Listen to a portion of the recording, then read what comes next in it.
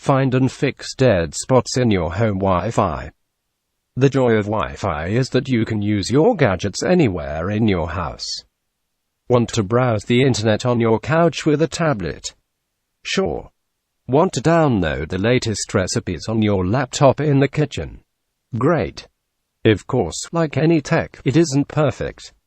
You'll often find that there are spots in the house the Wi-Fi signal doesn't quite reach.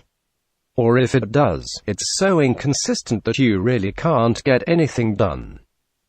Fortunately, there are several ways to boost a Wi-Fi signal and eliminate dead spots, and most of them are free. But first, before you can take some of these steps to boost your signal, however, you need to know where it's weak. You might already think you do. After all, you can't connect in a certain room. However, you might have other spots with a weaker signal you don't know about. As you're trying to improve your coverage in your current dead spots, there could be new dead spots. It could turn into a game of whack-a-mole where the mole is invisible. That's why it might be a good idea to make a heat map of your home's Wi-Fi. There are computer programs that can help you do this. Simply install them on your laptop and move around the house. They'll map out where the Wi-Fi is strong and weak. Heatmapper is an option for PC, and NetSpot works for Macs. You can also use an app like the free Wi-Fi Analyzer for Android that has a real-time signal strength meter. While it doesn't create a map automatically, you can use it to make your own map. Once you know where your dead spots are and where potential ones could be, it's time to start making changes to your network. 1. Location, location, location. It's important to remember that your Wi-Fi antenna is omnidirectional, i.e., the signal goes every direction equally. In other words, if you put your router along an outside wall, you're sending half your signal outside. For the best all-around signal, place your router as close as possible to the middle of the house or the middle of the area where you need it. You should also pay attention to what's around the router. You're probably tempted to hide the nest of cables, but it's better to have it out in the open. Putting it inside a bookcase or near anything metal can partially block the signal. 2. Direct the signal. If you need to send a strong Wi-Fi signal in just one direction, you can add a reflector to your router's antenna, such as a beer can. It sounds crazy, but it really works.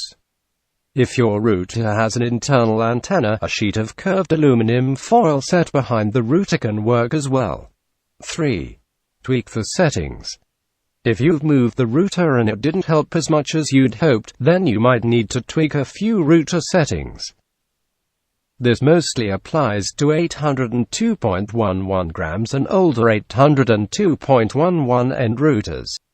If you have an 802.11n router purchased in the last few years or an 802.11ac router, it should handle this for you automatically. You can access the settings by opening a browser and typing in the router's IP address. The IP address will be in your router's manual. It will also tell you the default router username and password if you've never changed them. Can't find your manual? Download free manuals for thousands of gadgets. Once you're in the settings, you can adjust the router broadcast channel to reduce interference with other routers. Most 802.11n and G routers are set to channel 1, 6 or 11, and you should stick to one of those.